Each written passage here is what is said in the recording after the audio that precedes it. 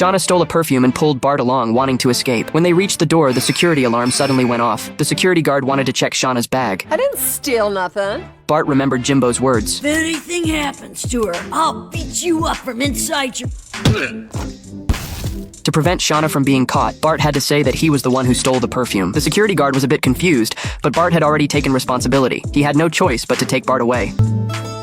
Not long after, there was an explosion inside the building. Bart successfully escaped. Shauna was very happy to see Bart again and thanked him for what he had done for her. She helped Bart unlock his handcuffs and brought him to an abandoned warehouse. To thank Bart, she prepared to give him a gift. Bart was shocked. Oh my god, it's just like Dad's! The next day, Bart and Shauna were kissing in the pool. This scene was witnessed by her boyfriend. Simpson, I guess you don't have much respect for me. Jimbo angrily beat Bart up. Fortunately, with the help of a supervisor, Bart had the chance to escape from there. After a while, Bart returned home, but he saw that Jimbo had already set up an ambush. Bart could only wait for them to leave. At this moment, Shauna came over. She wanted to help Bart get away from there. Then go back to Jimbo and show him every boob you've got. But you told me he was a jerk and that I could do better. After hearing this, Bart took her to another place. Bart expressed his feelings for Shauna. These words were all heard by Lisa. Shauna also indicated that she already had a boyfriend. At this time, Jimbo found them. Just as he was about to make his move, I don't think Shauna should choose any of you. Shauna should choose Shauna. Shauna strongly agreed with Lisa's words. She told Bart, "You will definitely meet someone better." Bart walked into the orphanage wanting to adopt a little brother. The staff member sternly informed him that a 10-year-old child couldn't adopt. Despite Bart's repeated pleas, told Bart he had crawled out of the drain pipe. Bart was thrilled. Bart brought Charlie to school and introduced him to his classmates. They built a snowman together and played pranks on the principal. Bart shared snacks with him and took him to watch a horror movie. Unexpectedly, Charlie was terrified and trembled as they turned out to be the sheriff looking for Charlie. Seeing this, the two took off running. They frantically fled and hid in a snow cave, planning their future.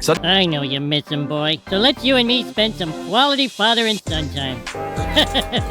That's so fake! That's so fake! Sideshow Bob! The Simpsons! Bart was puzzled as to why he ran into Bob here of all places. Bob said he hadn't expected to meet him here either. He confessed that he wanted to start a new life after breaking out of prison, so he moved here. Tuscany. Fortune is finally smiling upon me. At first, nobody liked him, but when the grape harvest season began, people needed to stomp on grapes to press out the juice. However, the locals' feet were too small to do the job well. Then people suddenly noticed Bob's enormous feet. These feet were practically made for stomping grapes. With Bob's help, the wine production reached a record-breaking harvest. Bob thus became greatly beloved by the townspeople. The following spring, Bob was elected mayor. Not only did he marry a beautiful wife named Francesca, but he also had an adorable son named Gino. Marge introduced her family to Francesca. When Francesca heard the name Bart, she said this was the name Bob would cry out during his nightmares. Gino then imitated what Bob looked like having nightmares. Bob began to explain that he and Bart used to play together.